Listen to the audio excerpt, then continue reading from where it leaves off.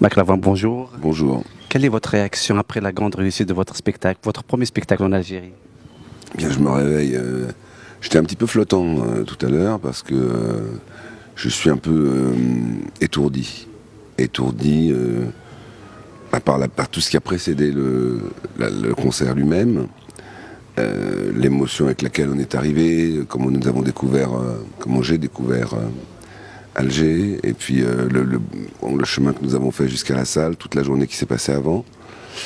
Et vraiment, l'heure 45 qui s'est produite sur scène a été un miracle d'émotion, une vague très forte. Alors je suis un peu vide ce matin, mais ça va, je suis heureux. Nous avons remarqué une grande communion avec le public algérien. Que pensez-vous justement de ce public? Mais je l'ai trouvé d'abord chaleureux, très fraternel, et puis très pointu, très sensible et très cultivé. J'ai trouvé qu'il y avait... je parle pas de la culture par rapport à mes chansons à moi, mais comme j'ai fait des textes de ma tradition personnelle, et qui ont été plus que accueillis, ils ont été presque épousés par le public.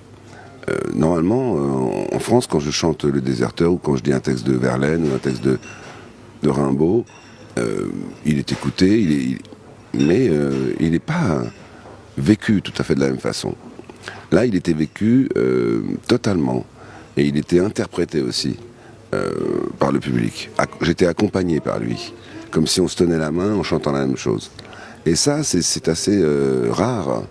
Alors, avec mon ami musicien, on était tout à fait saisis par... et on a été émus d'ailleurs par les mêmes choses. Et il me disait de temps en temps sur scène, va doucement, prends ton temps. J'avais pas perçu exactement à quel point tout ce que je racontais était accepté et partagé. S'il faut donner son sang, allez donner le vôtre. Vous êtes bon apôtre, monsieur le président. Si vous me poursuivez, prévenez vos gendarmes que je possède une arme et que je sais tirer.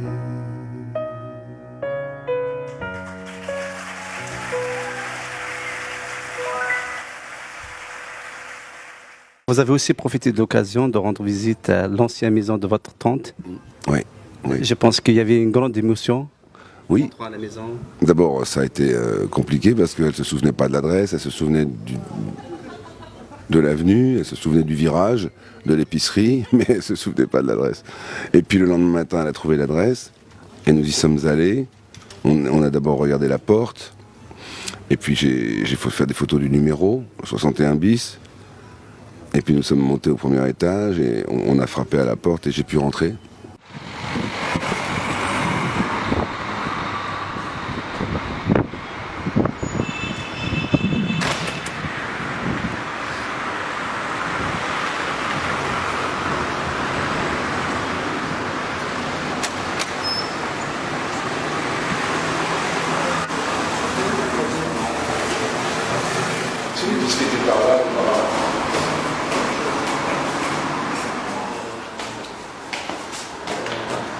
Peut-être celui-là aussi. Hein.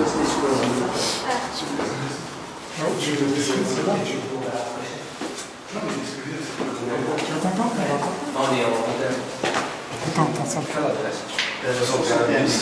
de l'épicerie. Il y a une épicerie là-bas. L'épicerie, il y a deux épiceries. Il y a juste à côté. Oui, 61. 61, il y a trois 61. Non, 61. C'est ça l'épicerie. C'est celui-là. Et donc l'épicerie, elle est pas Vas-y. Ça va.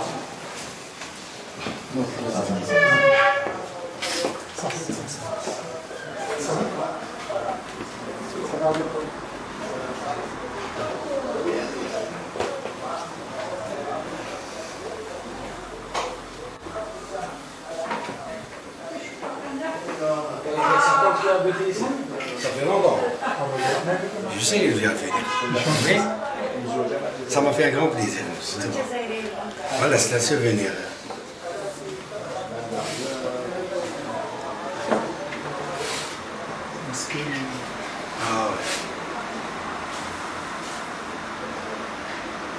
Il va chanter Ce soir, ce soir.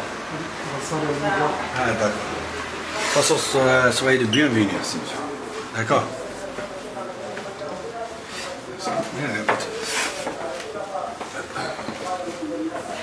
Ça, c'est ma mère. Ça, c'est la maman. C'est maman, c'est mon père. C'est le papa. C'est la maison, ça fait longtemps, c'est sa tante qui a habité ici. Après la guerre. C'est le chanteur, c'est international. Hein? Il est connu, hein? Ouais. Soyez les bienvenus, d'accord? Soyez les bienvenus. Soyez les bienvenus, hein? D'accord? C'est chez toi ici. Merci. Merci.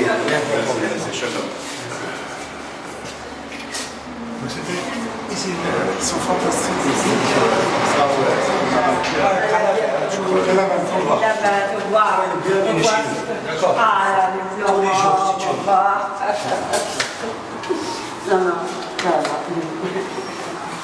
Au revoir.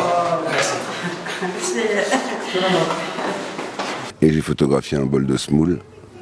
Et j'ai trouvé. Et c'est là que je me suis mis à pleurer parce que ce bol de semoule, c'était pour moi toute mon enfance. Je voyais ce bol arriver dans la cuisine de ma grand-mère. Ma tante mettait ses mains dans la semoule, etc. Et quand j'ai vu je l'ai fait en photo, je l'ai envoyé à ma tante. Ça a été quelque chose de très fort, très très fort. Et pour elle surtout. Elle qui est restée à Paris, et je lui donnais des nouvelles d'ici par le téléphone, qui est une bonne invention dans ces cas-là. Et le retour de son émotion sur moi, c'est formidable parce que se dire je t'aime, il y a plusieurs façons de dire je t'aime à quelqu'un. Soit on le dit en disant je t'aime, soit on le dit en agissant et en se souvenant de ses souvenirs à elle. Et les souvenirs de ma tante sont plus grands pour moi peut-être que pour elle-même. Mais là, je les ai réveillés. Déjà, quand elle a su que je partais en Algérie, elle m'a laissé des messages. Je lui ai proposé de venir, mais elle a mal au pied, elle s'est fait opérer, elle ne pouvait pas venir cette fois-ci. Mais quand je lui ai parlé, elle était dans le métro d'abord. Ensuite, elle était dans la rue, parce qu'il pleuvait un peu. Ensuite, elle s'est mise à l'abri. Et ensuite, elle s'est mise à déjeuner dans un petit restaurant. Et puis ce matin, j'ai reçu une photo d'elle avec une cachabia devant la porte de la maison de mes grands-parents dans laquelle elle vit aujourd'hui. Donc ce lien avec elle est très émue. Et de savoir que moi, c'était la gloire de ma famille, ma tante. Et quand j'étais petit, j'étais vraiment, c'était une lumière. Et de pouvoir lui procurer cette émotion, réveiller sa mémoire, qui n'était pas endormie, mais qui, disons, était en sourdine. Elle ne veut pas embêter les gens avec sa mémoire. Elle ne parle jamais d'elle. Elle n'a jamais été en conflit avec quiconque dans ma famille. Elle avait choisi d'épouser un Algérien. Ça a été un choix.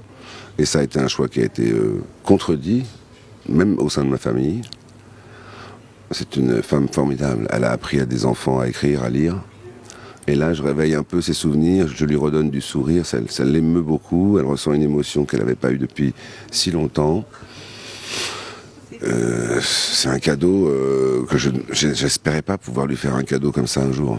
Alors parlons maintenant de la musique. Quand vous avez un grand public en Algérie, est-ce qu'on peut dire qu'il viendra un jour où vous allez faire une tournée ici en Algérie? Ah, une tournée, je sais pas, ça faut voir avec Mohamed, hein, c'est le chef. Mais revenir chanter et d'intégrer Alger dans le tour que nous ferons pour la prochaine tournée, ça paraît devenir quelque chose de très crédible. Azul Fenawat, Amel Hakwen, Atas.